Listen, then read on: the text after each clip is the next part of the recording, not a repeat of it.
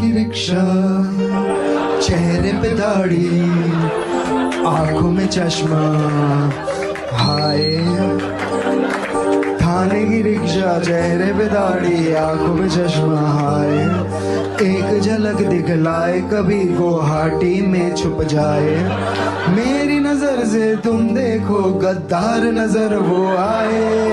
थाने की रिक्शा, चेहरे पे दाढ़ी, आंखों पे चश्मा, हाय।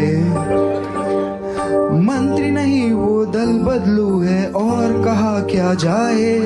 जिस थाली में खाए उसमें ही वो छेद कर जाए। मंत्रालय से ज्यादा फडणवीस की गोदी में मिल जाए।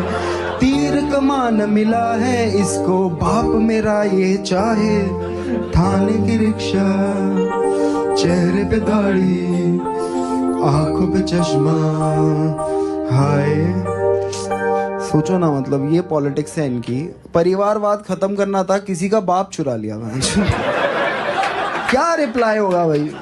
मैं मिलूं कल तेंदुलकर के बेटे को, बोलूं कि आजा भाई लंच पे मिलते हैं, आधा घंटा तेंदुलकर की तारीफ करूं और बोलूं कि देख आज से पर वो मेरा बाप है। तू ढूंढ ले कोई ऑन द वे। कोई भी आज अभी ये सिर्फ एक ट्रेलर है, पिक्चर अभी बाकी है। कोई भी हमारे बड़े बुजुर्ग, हमारे लीडर, हमारे दैवत जिसको हम हमारा नेता मानते हैं, उनके बारे में अगर कोई भी आज ये एक लुक्खे ने बोला है, कल कोई अगर बड़ा आदमी भी बोलेगा तो उसके घर पे भी हम जाएंगे और हमारा घर के बड़े को संभालना हमारा काम है, वो हम करेंगे। क्या जिस तरह फ्रीडम ऑफ स्पीच को लेकर के बातचीत होती है, क्या इससे सर फ्रीडम ऑफ स्पीच किसी के घर में घुस के उसके बड़े बुजुर्ग को अपमान करके अपशब्द बोल के नहीं होता है। Freedom of speech constructive criticism होता है। फ्रीडम ऑफ स्पीच सर, मैं भी एक एजुकेटेड बैकग्राउंड से आता हूँ। फ्रीडम ऑफ स्पीच को सही तरीके से सही जगह पे यूज किया जाता है कि आप एक चीज को कंस्ट्रक्टिव वे में यूज करो। और अबव मेंशन्ड एड्रेस पे रहता हूँ, जो भी उनका एड्रेस है, यहाँ पर आकर एक फॉर्मल कंप्लेंट दर्ज करा रहा हूँ कुणाल कामरा के अगेंस्ट, जो कि एक सेल्फ प्रोक्लेम्ड कॉमेडियन है। मतलब हमें नहीं लगता कि वो कॉमेडियन है, पर वो खुद को कॉमेडियन मानते हैं। और उनके साथ साथ आदित्य ठाकरे, राहुल गांधी और संजय राउत को भी लपेट लिया। वो कहा है लीगल एक्शन लेने के लिए, लेकिन आपको भी पता चल रहा है कि कुछ नहीं करेंगे, कुछ नहीं हो सकता है, तो जाके गुंडागर्दी कर दो और अपनी गुंडागर्दी चमका के आ जाओ। All engineers, IIM people, this is the Constitution of India. This is what allows me to do what I do. And in the framework of this book, you can feel free to do anything. Thank you so much. इसके order में लिखा है, जो इन्होंने महाराष्ट्र की election से किया है ना भाई साहब, बोलना पड़ेगा। यहाँ पे इन्होंने पहले क्या किया, शिवसेना बीजेपी से बाहर आ गई, फिर शिवसेना से बाहर आ गई, एनसीपी से बाहर आ गई ना, एक वोटर को 9 बटन दे दिए, सब कंफ्यूज हो गए। चालू एक जन ने किया था, वो मुंबई में एक बहुत बढ़िया डिस्ट्रिक्ट है थाने, वहाँ से आते हैं। नमस्कार, मैं हूं निशा राजवंशी। द न्यूज मिर्ची में आपका स्वागत है। क्या एक कॉमेडी शो लोकतंत्र के लिए खतरा बन सकता है? Stand up comedian Kunal Kamra इस बार फिर से विवादों में है। इस बार का किया गया व्यंग महाराष्ट्र के मुख्यमंत्री एकनाथ शिंदे के ऊपर किया गया है, जिसको लेकर शिवसेना के शिंदे गुट ने कड़ा विरोध जताया है। आखिर क्या है इस मामले की पूरी सच्चाई, जानते हैं इस पूरे रिपोर्ट में। सारा जवाब मिलेगा कुणाल कामरा को। कुणाल कामरा भूल जाएगा, माफी मांगेगा हमारे पास। कुणाल कामरा ये भाडोत्री कॉमेडियन कुछ पैसे के लिए हमारे ऊपर टीका टिप्पणी कर रहे हैं, हमारे नेता के ऊपर टीका टिप्पणी कर रहे हैं। कुणाल कामरा, अब तुम महाराष्ट्र नहीं हिंदुस्तान में भी अभी घूम नहीं सकते। थू आपके ऊपर। कुणाल कामरा एक व्यक्ति ने हम सबके नेता महाराष्ट्र के उप मुख्यमंत्री माननीय एकनाथ राव शिंदे जी के खिलाफ नीचे के स्तर पर जाके जो टिप्पणी की है, उसके खिलाफ हम सब ने आज एमआईडीसी पुलिस स्टेशन में आए और इसके खिलाफ एफआईआर दर्ज की है। माध्यम से उसको मैसेज देना चाहता हूं कि आने वाले 2 दिन में हमारे नेता की माफी मांगे। अगर उसने माफी नहीं मांगी तो मुंबई के शिव सैनिक उसको रास्ते में घूमने नहीं देंगे और जहां भी दिखेगा उसके मुंह पे काला पोतने की कोशिश हमारे शिव सैनिक करेंगे। एफआईआर कराने के बाद स्टैंड अप कॉमेडी से इतनी तकलीफ है, वहाँ की भाषा से इतनी तकलीफ है, तो फिर उसको पूरी तरह बंद कर देना चाहिए। एआई भी हमने देखा है, उसके बाद में हमने कुछ और उस तरीके के प्रोग्राम देखे हैं। तो टिप्पणी से इतना डरना क्यों? ये तो फ्रीडम ऑफ स्पीच के खिलाफ है, ये तो संविधान के खिलाफ है। एक घटना मुझे याद आती है, मैं जरूर आपसे साझा करना चाहूँगा। पंडित जवाहरलाल नेहरू ने राष्ट्रकवि कवि दिनकर जी जो है, उनको खुद राज्यसभा में उन्होंने चयनित किया था, और दिनकर जी ने भरी संसद में नेहरू जी के खिलाफ कड़े शब्दों में कड़ी टिप्पणी की थी। नेहरू जी ने उन्हें जेल में डाला नहीं, नेहरू जी ने उनसे कोई दुश्मनी नहीं निकाली। लोकतंत्र ऐसे बढ़ते बढ़ते लोकतंत्र बना है। इस देश में लोकतंत्र होने का हमें महसूस कराना पड़ेगा। आपके हाथ में सत्ता है, इसलिए मैं किसी की भी गर्दन पकड़ लूंगा, ये ठीक नहीं है। बेहद दुखद है, और ये महाराष्ट्र को बर्बाद कर रहे हैं। महाराष्ट्र एक देश का ऐसा राज्य था जहां से आर्थिक प्रगति होती थी, जहां निवेश आता था। ये जो माहौल महाराष्ट्र के अंदर बना रहे हैं, कोई निवेशक नहीं आएगा। महाराष्ट्र का नौजवान पलायन करने पर मजबूर हो रहा है, और महाराष्ट्र की स्थिति उन स्टेट से बदतर हो जाएगी जो स्टेट की आप देख लीजिए, हालात खुद ब खुद गंवाए। वेस्ट बंगाल इसका सबसे बड़ा उदाहरण है। वेस्ट बंगाल एक टाइम पे कहां हुआ करता था, फिर कहां चला गया, और आज क्या, मतलब आपको वेस्ट बंगाल से बड़ा उदाहरण कोई मिल नहीं सकता। औद्योगिक गलियारा होता था, ट्रेड यूनियन के मूवमेंट्स आए, सब चला गया। यही हाल महाराष्ट्र का होगा।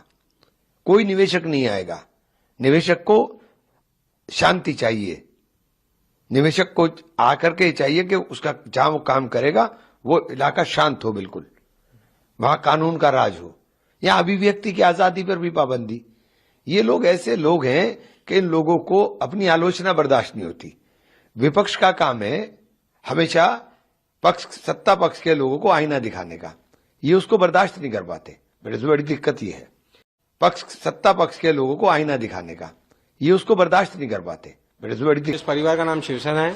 हमारे बड़े, जिसको हम हमारा आदर्श स्तंभ मानते हैं, हमारे शिंदे साहब, हमारे उप मुख्यमंत्री महाराष्ट्र राज्य के, अगर उनके बारे में जो हमारी शिकवन रही है घर की, जो बाला साहेब की शिकवन रही है, क्या शिवसेना स्टाइल में ऐसे लोगों को जवाब देना ही चाहिए, और हमने दिया है। ऐसी मानसिकता रखने वाले लोगों को आगे भी ऐसा ही शिक्षा मिलेगी। लेकिन जिस तरीके से आप भी गए, तोड़फोड़ किए, आपने कानून कहीं ना कहीं कानून को आप जाते शिकायत करते, लेकिन कहीं ना कहीं आप अपने तो आपने गलत भी किया है। सर, हमने शिकायत भी की, हमने उस ओनर को कॉल भी किया, हमने उस जगह के ओनर को भी कहा। इस जगह पे 6 FIR पास्ट में हो चुके हैं, बहुत सारे किस्से यहाँ हो चुके हैं। ऐसी जगहों को जहाँ पे ऐसे क्रिमिनल एक्टिविटीज होते हैं, वहाँ पे जरूर देखने की जरूरत है।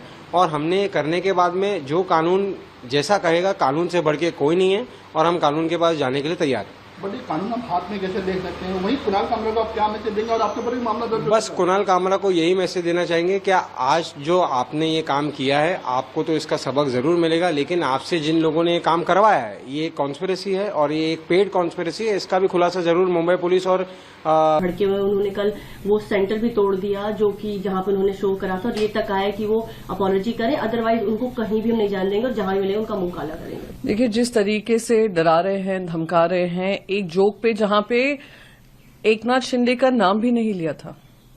जो समझदार हैं वो समझ गए होंगे। अगर आपको आपत्ति थी, आप FIR दर्ज कर दीजिए। अगर आपको आपत्ति थी, कानून का जो प्रक्रिया है उसका इस्तेमाल करिए। ये जो तोड़फोड़ कर रहे हैं, दिखा रहे हैं कहीं ना कहीं वो उनको चुभा है, उनको पता चला है कि जो बोल रहे हैं, जोक के माध्यम से बोल रहे हैं, उसमें सत्यता है, इसलिए जाकर इन लोगों ने इस तरीके की हमला किया है। और हमला कहाँ किया है? हमला उस स्टूडियो में किया है जहां 1 महीने पहले उन्होंने ये रिकॉर्डिंग की है। जान माल का नुकसान करना ये कहां तक लाजमी है? ये लोग सरकार में हैं, ये लोग महाराष्ट्र की सरकार चला रहे हैं। ऐसे ही इन्होंने नागपुर में आग लगाई, अब मुंबई में आग लगाने पे लगे हुए हैं। तो किस तरीके का इंटॉलरेंस है? If you don't like something तो आप पुलिस कंप्लेन करिए, पर इस तरीके का बिहेवियर करेंगे, I think people of Mumbai are watching, और महाराष्ट्र देख रहा है कि किस तरीके से कानून व्यवस्था को अपने हाथ में लेकर ये गुंडाई पर उतर आए हैं। मैम, साथ ही वो लोग आप लोगों पे भी सवाल उठा रहे हैं कि उनके पास अब नेता नहीं है बोलने के लिए, तो वो पैसे देके ऐसी चीजें करा रहे हैं। मास्ती का कहना है। मुझे तो हंसी आती है ऐसे लोगों पे जो कुछ भी अनर्गल बयानबाजी करते हैं और उनको लगता है कि वो इंटेलिजेंट साउंड कर रहे हैं। देश का इतिहास रहा है, और अगर आप यूपीए के जमाने में यही कुणाल कामरा, यही सारे कॉमेडियन स्टैंड अप कॉमेडी देखते, जिस तरीके से मनमोहन सिंह जी की भी मजाक ये लोग उड़ाते थे, वो रिकॉर्ड है और उनके यूट्यूब चैनल्स पे भी मिल जाएगा। तो क्या ये कहा जाएगा कि भारतीय जनता पार्टी पैसे देकर कुणाल कामरा से काम कराती है? ये स्टैंड अप कॉमेडी है, पॉलिटिकल ह्यूमर है, और जो सच्चाई है उन्हें वही तो बयां की है। गद्दारी की है, पार्टी को तोड़ा है। आपने जो सरकार बनाई और आप मुख्यमंत्री बने, वो भारतीय जनता पार्टी की वजह से बने। ये जनता जानती है। भारतीय जनता पार्टी ने पार्टियों को तोड़ा है, संविधान को दरकिनार किया है। तो कहीं ना कहीं एकनाथ शिंदे को लगा होगा ये तो पूरा यानी सच्चाई बोल रहे हैं, और जनता हंस भी रही है उन पर। तो यानी उनका जो इमेज है, वो जो बचा कुछ इमेज है, वो भी वहां पर डरा धमका के आ जाओ। और देखिए अक्यूज में किन किन के नाम लिखे गए हैं, कुणाल कामरा के, संजय राउत के, राहुल गांधी के और साथ ही आदित्य ठाकरे के। अब ये शख्स कौन है, जरा इनके बारे में देखो। इन ऐसी सब घटनाओं से क्या होता है, इन लोगों को मौका मिलता है अपना चेहरा चमकाने का, और अपने लिए जैसा भी चाहे बदनामी हो लेकिन उसमें नाम बनाने का, क्योंकि इन हम होंगे